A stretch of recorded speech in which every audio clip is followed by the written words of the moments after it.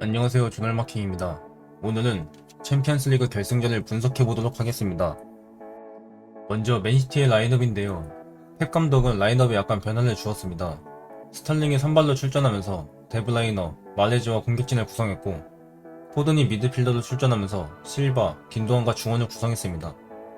포백에는 진첸코, 디아스, 스톤스, 워커가 출전했고, 키퍼는 에데르송이 출전했습니다.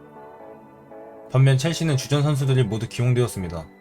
벨르너가 최전방, 2선에는 마운트, 하비르츠가 출전했고, 상태가 부상에서 복귀하면서 조르지니와 중원을 꾸렸는데요. 윙백에는 치렐, 제임스, 슬립백에는 리디거, 실바, 아스필리쿠에타가 출전했고, 맨디가 부상에서 복귀하면서 골문을 지키게 되었습니다. 펩 감독은 또 한 번 챔피언스리그에서 변화를 주었다가 실패하게 되었습니다. 펩 감독은 크게 3가지 정도 변화를 주었는데요. 라인업을 보면 스털링 선발, 포든 메잘라 기용, 긴도안 수비형 미드필더 기용입니다. 먼저 스털링이 뛰던 자리는 포든이 주전으로 기용됐었던 자리인데, 포든 대신 출전한 스털링은 제임스에게 지속적으로 막히는 모습을 보이며 전혀 위협적이지 못했습니다. 펩 감독은 스털링의 빠른 기동성을 이용한 전방 압박과 드리블 능력을 활용하기 위한 기용으로 보였으나, 스털링은 전방 압박, 드리블 능력 어느 하나 제대로 된 활약을 보이지 못했는데요. 이에 포든이 스털링에게 자리를 내주고 메잘라 위치로 내려오게 되는 연쇄 적용이 됐습니다. 포든은 전반 초반 익숙하지 않은 자리에서 뛰다 보니 어색한 듯한 모습을 보였고, 전반전 중반 데브라이너와 스위칭 플레이로 첼시의 수비진을 뚫으려고 노력했으나 이마저도 실패로 돌아갔습니다. 포든은 시야가 넓은 선수가 아닐 뿐더러 패스 또한 특출난 장점이 아니다 보니 아직은 포든을 미드필더로 기용하기에는 이른감이 있어 보이고, 그간 포든이 보였던 능력들은 윙포워드에서 빛을 발했는데 메잘라 위치에서는 포든이 100% 능력을 발휘하기에는 역부족이었습니다. 마지막으로 긴도안의 수비형 미드필더 기용 역시 실패로 볼 수 있는데요. 긴도안은 폭백 보호를 전혀 하지 못했고, 긴도안이 중원에서 세컨볼 싸움이나 수비 커버가 제대로 되지 않자 첼시에게 공간을 자주 노출하게 되었습니다. 또한 긴도안은 수비형 미드필더 위치에 있다 보니 팀 내 최다 득점자임에도 불구하고 공격적으로 올라가지 못했는데, 펠르난지뉴 투입 이후 그제서야 공격적으로 올라갔는데요. 하지만 첼시는 이미 탄탄한 수비진을 구축하면서 수비에 집중하고 있었기 때문에 긴도안이 전진했을 때도 첼시의 수비진을 뚫지 못했습니다. 맨시티의 또 다른 패배 요인은 오른쪽 라인의 부진입니다. 우측에 위치한 선수 중 워커를 제외하고 마레즈, 실바, 스톤스 모두 기대 이하의 활약으로 경기에 전혀 영향력을 끼치지 못했는데요. 마레즈와 실바는 출전하지 않았다고 해도 과언이 아닐 정도로 영향력이 없었고, 스톤스는 수비 위치를 지속해서 잘못 잡으며 실점의 빌미도 되었는데요. 실점 장면을 보면 스톤스가 볼을 끊으러 전진했지만 어정쩡한 위치에 서 있었고, 결국 후방에 남아있던 디아스가 베르난을 따라가고, 진첸코가 하비르치를 막기 위해 따라갔지만 하비르치의 속도를 잡기에는 역부족이었습니다. 결국 스톤스의 애매한 위치 선정으로 후방의 공격과 수비 숫자가 2대1로 된 것이 결정적이었습니다. 우측 라인에 위치한 선수들이 모두 부진하다 보니 좌우 밸런스가 맞지 않으면서 첼시의 수비진을 뚫기에는 역부족이었습니다. 반면 투엘 감독은 맨시티에 대한 맞춤 전술을 잘 준비했는데요. 첼시는 상대가 압박을 하더라도 짧은 패스를 고집하는 빌드업을 지속해서 보였는데, 오늘 경기에서는 달랐습니다.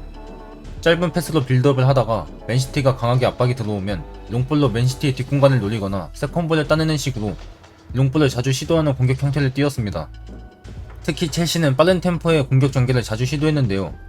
전방에 롱볼로 연결한 뒤 맨시티의 선수가 볼을 끊더라도 이후 세컨볼의 집중력을 높이며 세컨볼을 거의 다 따냈고, 맨시티의 수비가 정돈되기 전에 공격을 전개했습니다.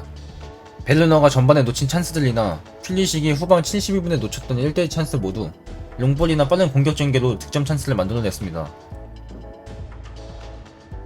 공격 상황에서 스리토브로 출전한 세 선수 모두 빠른 기동성을 바탕으로 맨시티의 뒷공간을 노리거나 한두 명의 선수는 공격의 연결고리 역할을 해주며 유기적인 플레이를 보여줬습니다. 특히 하베르츠와 마운트는 공격 상황에서 큰 역할을 했는데요. 하베르츠는 전방에 볼이 넘어왔을 때 제공권을 따내거나 맨시티의 선수들이 압박을 가했을 때 볼을 잘 소유해냈고, 마운트는 약간 뒷선에서 패스를 찔러주거나 전진했을 때 마운트 역시 팀원들이 공격에 가담할 때까지 볼 소유를 잘 해주면서 두 선수 모두 좋은 활약을 펼쳤습니다. 첼시는 수비 집중력도 좋았습니다.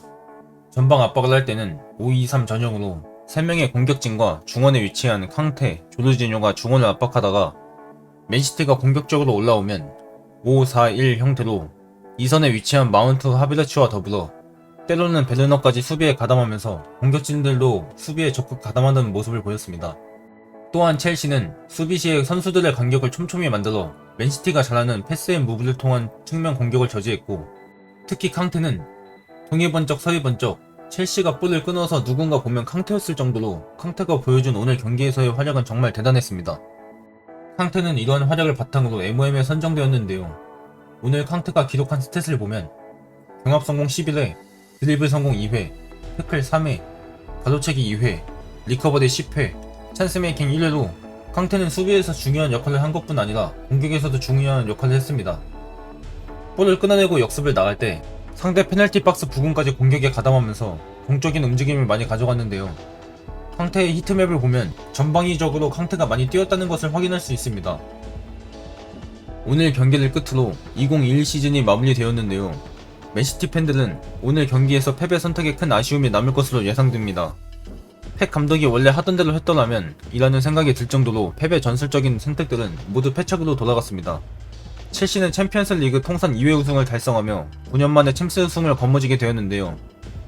첼시의 챔스 우승을 축하하며 오늘 영상도 재밌게 보셨다면 좋아요와 구독 부탁드립니다.